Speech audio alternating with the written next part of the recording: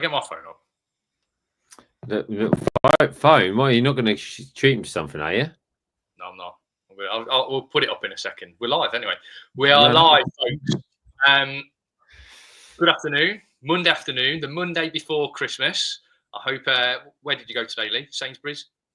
Sainsbury's. Actually, Rob, that's like when I got into Sainsbury's, it was dark this morning, and I've just come back and it's dark. I was going to say, I hope everyone's managed to get out there, get their Christmas presents, and do all that last minute shopping, because I know I always leave it last minute. And, no, I'm not having that. I'm not having that. You won't think that with me. I thought you were a November man. Get it all done. Yeah. You know. Yeah.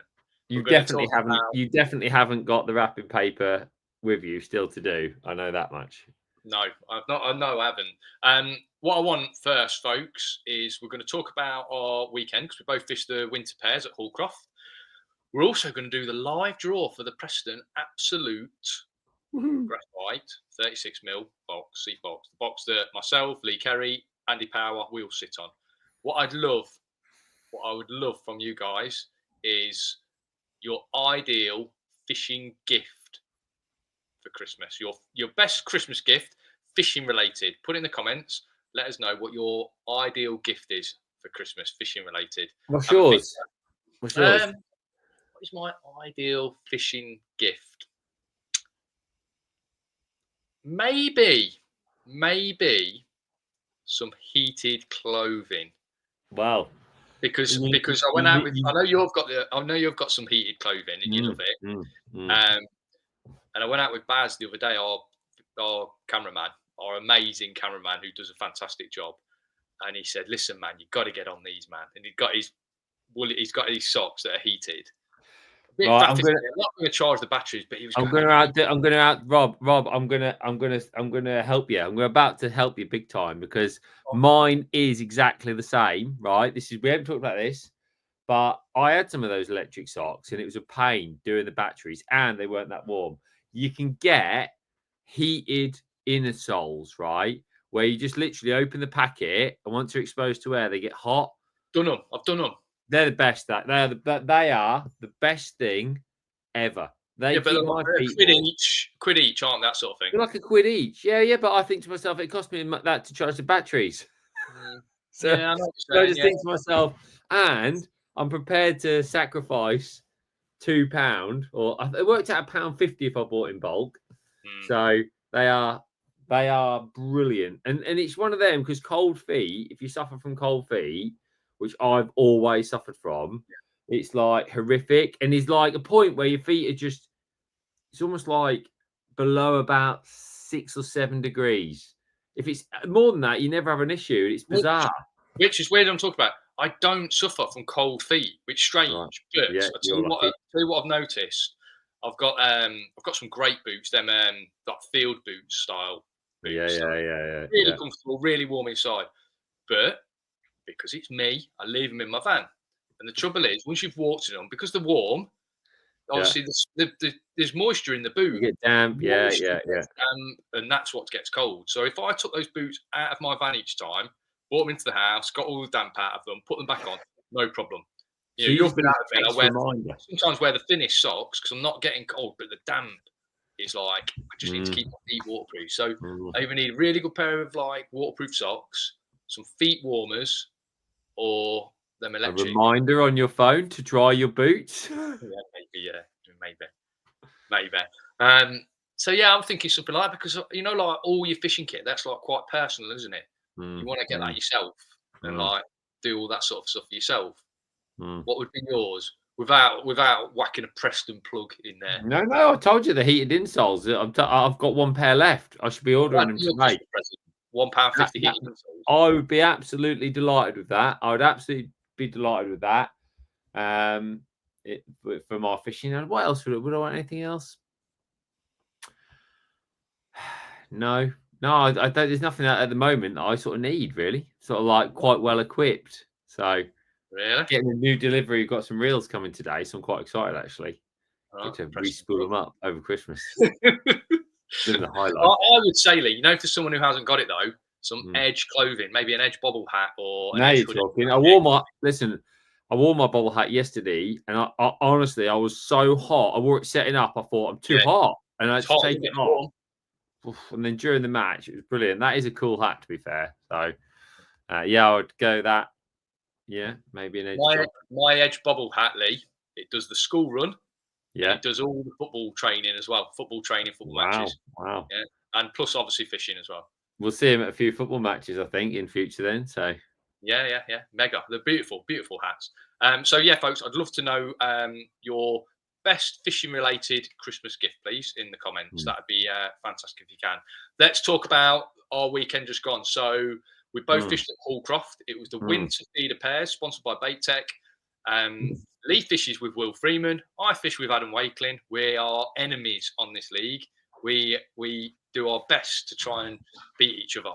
And we had interesting days because I think December, freezing cold, a lot of rain gone in everywhere, air temperature not getting above sort of like 4 or 5 degrees during the day. Shortest day of the year. It was like, this is going to be the worst days fishing of the year on every venue. So I looked around all the results and every venue seemed to fish poorly. Hallcroft, everyone had bites. Everyone caught a few fish. But it wasn't so many little hand-sized skimmers, was it? It was like about bigger fish, bigger fish. It was an interesting day. What did you have? What did you end up with? It's astonishing, really, you know, Rob, that those better skimmers feed, because I was thinking about this the other day when we used to go to Hayfield and places like that. Once you got to December, it'd be brilliant roach fishing, but nobody caught a skimmer, like not one. You wouldn't catch any, none whatsoever. It was bizarre.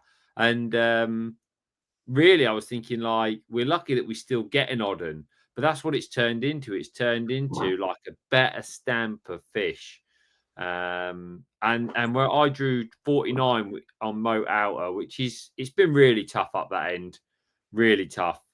And you know, you go in there fishing for, I thought 5 fish would be really good, like 5 good quality fish would probably be like £6 or £7. And if you had an amazing day, you'd catch 8 fish. And if you had a poor day and maybe got it wrong, you might catch 2 fish. But it's hard. It's hard to know. My day was quite amusing. I had a slow start. I fished across the start trying to catch carp because I just thought there's not going to be any skimmers for ages. And then there was an odd skimmer caught early. So like Steve Whitfield on my right had a couple. Mark Turner on my left had one. And I thought, oh, there's an odd skimmer to be caught. I need to fish for skimmers because there's an odd early skimmer. So I changed and fished for skimmers, and I actually caught one first chuck on my skimmer line. And I thought, oh, have I missed the boat? And then I thought, no, they'll be settled. They'll be settled now. But that is the key feature, isn't it, of this winter? The fish aren't settling. A lot of venues that I'm going to, they're clear when we're featuring fishing matches, whatever it is. And I just think the clarity means you get 1, 2, sometimes you catch 3, like as quick as you can catch 3 fish. And then it's like there isn't a fish there. And we've seen it, just take the underwater that we did with the big fish on the canal, how when they're there, it is like that, isn't it? 1, 2, 3, and then they just move off. And I feel like the clear water, I feel like you're just spooking fish so quickly. And as a result, I finished with 6 fish for 8 and a bit pound. The highlight being, Rob, on the whistle special. Picked up on the whistle with one. I had an indication about 10 seconds to go, and I said to Steve Whitfield, I think there's one on. It was it was so windy. I said, I'm just going to wait. And literally, I've gone like this and just picked it up on the hooter with one on. I thought, that's fantastic. It's just what I wanted. So, yeah. You know, he looks in when that happens. I've similar day, Lee. I was on Croft and 3 hours into the match, two and a half hours into the match, let's say, on our lake. You got me? No, you had a little pause there, my friend. You've actually got a brilliant pause on my screen with your hands either side of your head like this. So maybe you'll come back to life in a minute.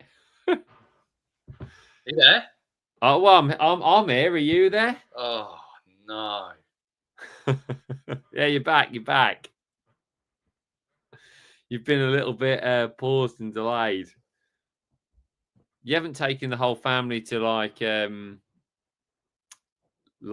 North Pole, have you? Is that where you've gone?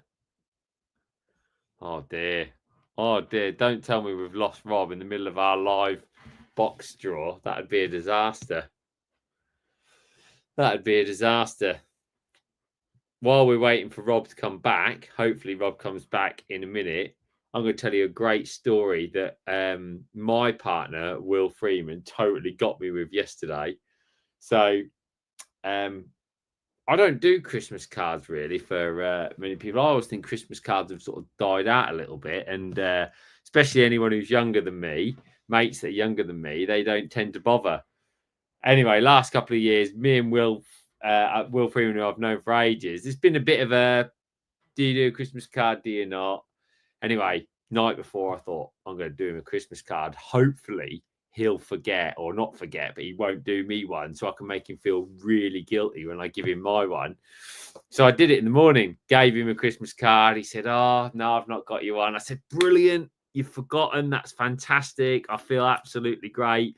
Hammered him for the next 30 minutes about feeling guilty. Hello, I was just telling my Christmas card story, and hammered Will for the next 30 minutes for feeling guilty, Rob. I gave him a Christmas card, and I thought, I hoped he hadn't got me one. And he said, I've not got you one, and I made him feel guilty for 30 minutes. And he went, I've drawn you rubbish, I've not got you a Christmas card.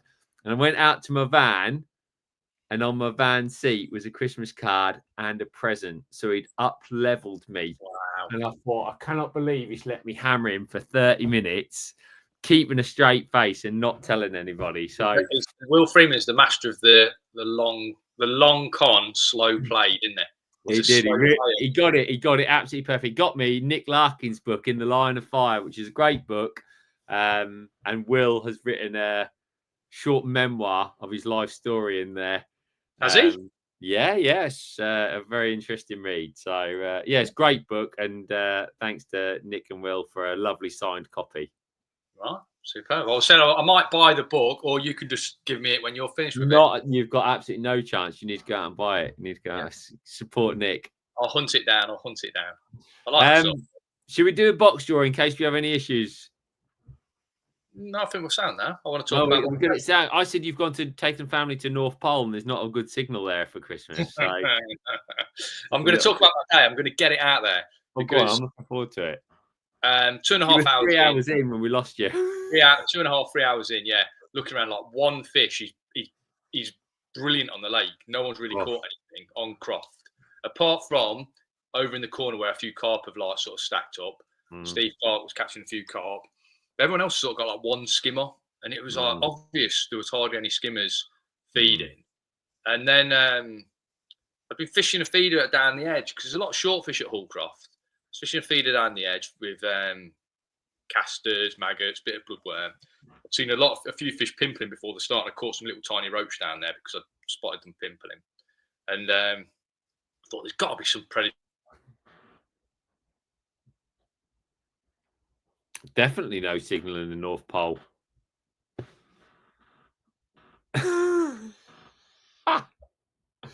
Well, we've got two parts of your story, Rob. Maybe we'll get part 3. This is maybe he's gone to the South Pole. Maybe he's gone to the South Pole. I can't even look at your comments of your ideal Christmas presents because Rob's in charge of comments, so he's the one who can see all your comments. I don't think I can get any comments up. Let's see if I can get any comments. Oh, yes, I can. Look, let's have a few comments while we're waiting for Rob to come back. Stephen Armstrong, Merry Christmas. Merry Christmas, Stephen. Merry Christmas, Robin Lee from Cameron McKenzie. That's absolutely great. Martin Farrow, what is the cake on the bank? Oh, we love a bit of cake, Martin, especially from yourself. Brilliant stuff. Stephen wants a CTX distance feeder rod for Christmas. And he's Cameron saying he's hoping his wife will treat him to a group coaching day with you guys, which actually, to be fair, we have got the group coaching days coming up next year. We've booked Barston, Southfield, Ferry Meadows, and a couple of different ones on the River Trent. So we've got a few different places for you guys to come and have a little go at this year. The Trent ones will be really popular. We're going to do like a big fish day and a sort of bite a chuck style day. So they'll be really good. Love to see you guys on some of those. Barston is the first one. And that'll be, I think it's Tuesday, the 25th of March. Something like that. For last Tuesday in March. So, but we'll be putting all the dates out New Year. So early on in the new year, the dates will be coming out for the coaching, Cameron. So hopefully you'll be able to make one in on that. And we've got some interesting stuff coming up. I don't know, you guys might have seen on the Facebook page, we have our latest underwater, which, hello, Rob, you're back from the North Pole. So I was just telling the guys that the latest underwater, Rob, is live. I'm right in saying, aren't I? Oh, have we got any Rob sound or?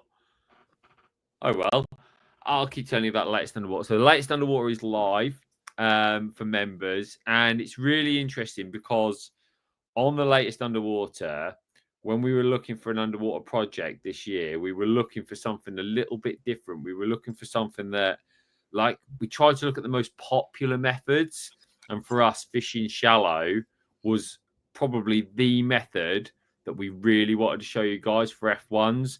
And unbelievably, we found somewhere that was brilliant, stuffed full of F1s, and they fared. They weren't like young F1s. They were like old, wise F1s, which a lot of places are these days. And it was incredible watching them feed.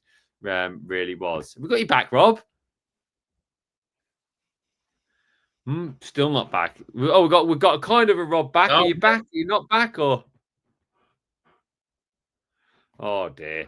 Yeah, so if you guys get a chance to watch it, then you really need to, because it's unbelievable. The pellets falling through the water, the way the fish behave, the way the fish come in and attack the bait, then approach your bait so differently to the loose fed bait. Honestly, I cannot tell you how differently the fish attack that static bait, that static shallow bait, compared with the naturally falling baits. It's ridiculous, and the conversion rate is ridiculous once you tweak a few bits, and there's so much you can take from that to learn and be better at your shallow fishing once you get going. So I don't know what's going to happen with me, man.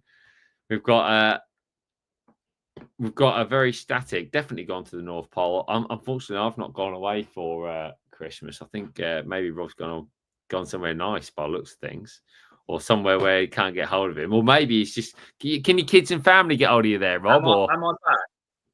Well, I keep saying you're back, and then you're back, and then you're not back. I mean, it's up to you. What do you?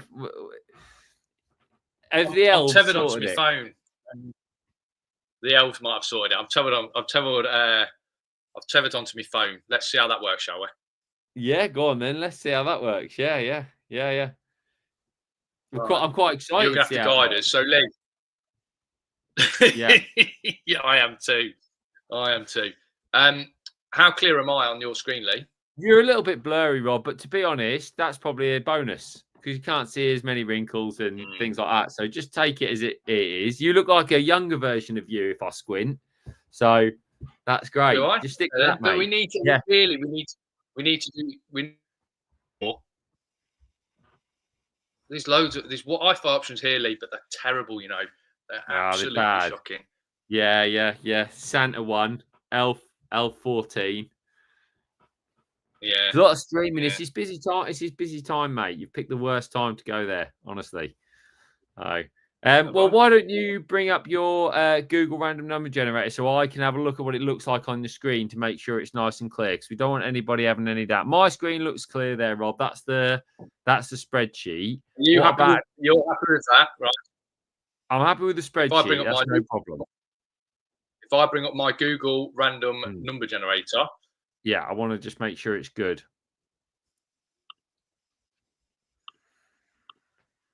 Which is here.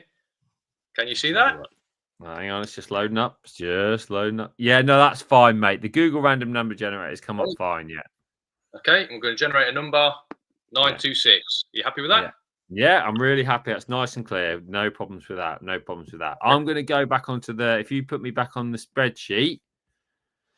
So, so spreadsheet, win the absolute graphite seat box. Unbelievable seat box, as we all know, like Rob has said. And this time, as always, when you buy your ticket, you get a ticket number here on the right-hand column. And basically, we put those in a draw number with the lowest ticket number being number 1, and so on and so forth. So if you scroll down, obviously it must have been a super duper prize for lots of people to win, because we had an frankly remarkable 1,056 people trying to 1,056 entries to try to get the seat box. So that's fantastic. Hopefully you guys have all been excited for this draw. It's a real big one today. So you've all had lots of goes. Rob, I want you to put into random number generator between obviously 1 and 1056, please. Okay. Let's get the random number generator up. Yeah. We've got... Hang on. Yeah, we can't see the random number generator just yet. Here it comes. Here it comes. I'm excited. 1. Yeah. Just going to reset it, Lee. I'm just going to reset it, obviously, just to show everybody. Yeah. Okay, so we've reset it. We're going to go 1 to 1,056. Is that correct?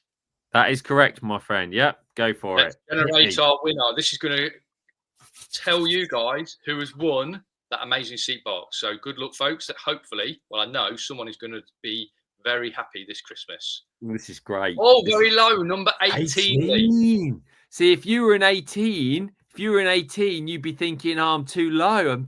But of course, that means nothing. God, the suspense. Look, I'm going to slow it down a bit, Rob. Oh, like dramatic for TV. 18. Peter Turner. You are number 18. Draw number 18, Peter Turner. And Robbie's ticket is 43. That is his ticket. So, well Peter. Done, Peter. Nice. Wow. Congratulations, mate. Yeah, you have won an amazing prize there. Really pleased for you. That's absolutely fantastic. And we will try to get that to you as soon as possible. So that's absolutely brilliant. Very, very exciting stuff, Rob. Very exciting stuff. Peter's having a nice Christmas, mate. I'm going to say, with that seat box. Yeah. I'm saying he's going to have a great way. While you were off, Rob, I managed to get the comments up. I never even managed to do that. So I've even gone through the comments. Don't know how I managed to. That was in the face of adversity. I dealt with technology really well and got the comments up. No, yeah, I'm used to that guy online. I'm struggling to find a decent Wi-Fi. Tell you what, aren't we reliant on Wi-Fi? Yeah, absolutely. Yeah. I think I'll just be turning mine off. Turning mine off, and then after 30 minutes, turning it back on because I was bored. Right, nice. So, folks, there you go. Well done, Peter. We've talked through our weekend. Well, your weekend. I tried to. I didn't manage it. Underwater, Lee. I'm guessing that you've hammered everyone with underwater. Told everyone how good. Absolutely. I've just said, this is a huge turning point for commercial fishing, Rob, in terms of understanding how fish feed shallow. I think that, by getting this and watching it, you're going to be going into the new year with better armed, better prepared, better knowledge, better understanding of what's happening and making sure things are right. And even if you don't go shallow fishing, and even if you don't do it, you cannot help but be fascinated, and I mean fascinated, by it's happening. A couple of people who have watched it have said to me, it's ridiculous. Like, watching the fish is like you can't stop watching it. And that's how I feel when I've got it on the screen. I cannot stop watching it. But for now, Rob, I'm going off to have a Christmas drink, I think. Oh, yeah? What are you having? Yeah. Well, I'm having a Black Russian. That's what I've had made for me. Okay. What's in that then? Well, vodka, Coke, Tia Maria. That's what. Well, listen, that's what my wife's made up anyway. I'm only allowed one at Christmas, so because Christmas started from today in my house, that means I can have one today, tomorrow, etc., etc. So No fishing for you, is there, for a couple of weeks? No, I'm having. It's 2 weeks from yesterday. Just nice to have some time off, mate. It's we're a lot of people love it, but for me, tools down, and usually what are we on the 23rd now? So I'll probably be bored by tomorrow afternoon. Yeah. But apart from that, feel good. Hopefully, I'm going to get out, do a bit of lure fishing with a few of the lads on Saturday. We'll go for lure fishing, then we'll go to the pub after. Well, I think what you could do is if you just pop outside, cut a hole in the ice, you can. Yeah, that's we could do just to have a bit. What would a catch? Trout. Well, who knows? Who knows? Listen, who knows? If you go out and cut a hole in the ice, you'd never know. You could hook a narwhal. So, right, that's enough. You've already had too many Black Russians. I will wish everybody a very Merry Christmas. We will talk to you again as soon as possible. Make sure you're on the underwater, folks. Plus, we've got another great video early New Year, even on New Year, coming out. So keep your eye out for that as well. So lots of reasons to keep your eye on the Edge YouTube page and the Edge website over the next week or so, folks. Till then, like I say, Merry Christmas and a Happy New Year. And we will see you in the new year. Merry Christmas, everybody.